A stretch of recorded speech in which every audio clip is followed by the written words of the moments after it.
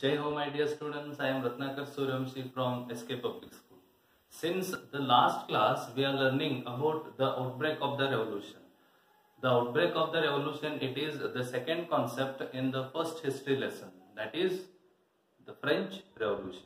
So, already in the second concept, we have learned that, as I told you, that King 16th Louis decided to increase tax, but in old regime, as I told you, that the king was not able, or the king did not have any power to increase tax on his will alone. So that's why in France a political institution was there that was known as Estates General. So he had to call the meeting of Estates General, then he had to put forward his proposal of increasing tax or imposing or levying new taxes. Then when those proposals are approved by that Estates General, then only the king was able to increase or impose new taxes. So this was the system we have learned. But even I told you that last meeting was called in 1614. After that the meeting was called in 1789.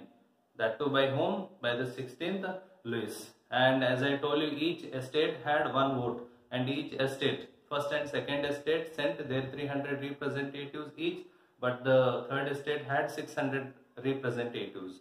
And about all these we have learned. And demand of the third estate, assembly should be considered as whole, where each person should have one vote. This was the policy or principle forwarded, or this was the principle put forward by whom? Philosophers like Jean-Jacques Rousseau also. And in his book called The Social Contract, about all these things we have already learned. And even I told you that as the demand of the third estate representatives refused by the king 16th Louis, then they walked out in a protest out of that assembly or out of that estate general meeting or assembly. Then what happened? Next, on 20th June, they gathered or they assembled in the hall of in the hall of an indoor tennis court in the grounds of Versailles. Then they declared themselves as a National Assembly. They declared themselves as National Assembly. Then what happened? They promised till they won't disperse from that tennis court till they write a new constitution which could restrict the power of the monarch. And these all the third estate representatives, third estate members were led by two important people. Those two important people were, as I already told you, that Miraud and MBCS. Who are those? Miraud and MBCS. These were the two important people here. See, first we will see Miraud. Who was he?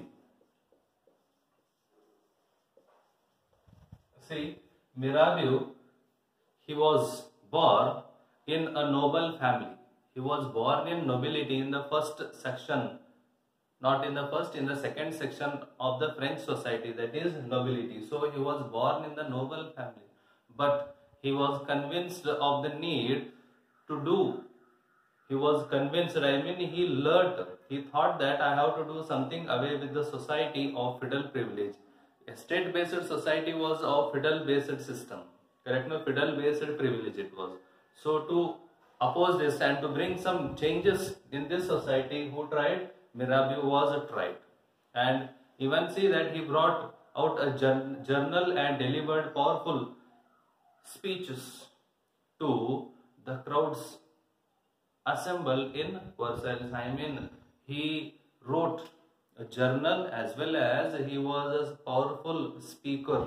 He inspired the people to bring some changes in the social structure of France. Then next about MBCS. Next we will see about MBCS. See, important point about MBCS here. What he did. See, MBCS, even he too belonged. MBCS belonged to the first estate of the France. First estate means which one? Clergy. Actually, he was a priest.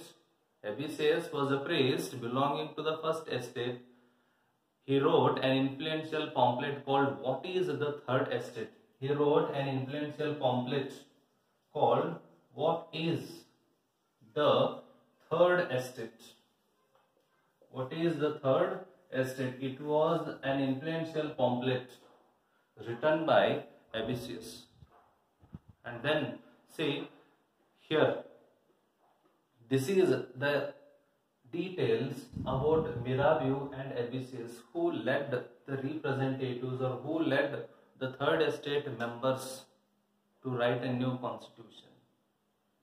And then see, while the National Assembly was busy in writing or in drafting the new constitution which could restrict the power of the monarch, and the rest of the France was in turmoil. The rest of the France was in turmoil. Here, turmoil means the rest of the France was in extreme violence. The rest of the France was in extreme violence. And see, the severe winter resulted a bad harvest. At the same time, extreme winter came, and because of the extreme winter, what happened? Harvest was failed, a bad harvest, and then the price of the bread was suddenly increased. Often bakers exploited the situation also. Because of the bad harvest, what happened? Food grain production declined and demand was more. Because of that, the price of the bread was suddenly rose. And even bakers also, bread makers also exploited this situation. They hoarded the supply, but they have shown that there is no stock. Shortage is there. Then, so the crowd of many angry women, they stormed in the shops. They stood in the long lines, they stood in the long queues to get a loaf of bread. When they were unable to get it, even though standing in the line, standing in queue for long hours, the crowd of angry women, they stormed the shops, which means they destroyed the bakery, they destroyed the shops to get just a loaf of bread. This is what happened in France. This is what happened especially in Paris. Then we need to go back to the beginning of this lesson. I told you a story, on 14th July, whatever the things happen in France, especially in Paris, as I told you, the conditions were not at all good on 14th June. And then the king ordered the troops to take over the control. All these things I have told you, but the men and women who were about 7,000, what they did? They destroyed the Bastille, the fortress prison. Everything we have learned. So this is what happened. Why happened in Paris? Because of the high price and because of the misgovernance of the king. So then we will see now. As I told you, the king ordered troops to move into the Paris on July 14, 1789, and the crowd destroyed the Bastille, a fortress prison, and rumor was spread village to village. False news spread from village to village that the lords of the manor means the landlords, land or mansion, big multi-storied houses, or the landlords' land, farming land, those were called as manor, M-A-N-O-R. Those were called as manor. See now what happened? A rumor was spread village to village that the lords of the manor, lords of the rich lands, or the owners of the rich houses, multi-storied houses, had hired the bands of brigands. Bands of brigand means a group of dacoits. A rumor spread that rich landlords they appointed whom? They appointed dacoits, they appointed the rowdies, group of rowdies or group of gangsters or dacoits who were on their way to destroy the crops of the small peasants. This was the rumor spread. So because of that, against this, in a frenzy fear, peasants in several districts seized hoes. They took the hoes and pitchforks and attacked the Chetocks. Chetocks are the houses or the residence of the king or noble men. See, they attacked the Chetocks. They attacked what? They attacked the Chetocks. Chetocks means the residence of a king or a nobleman.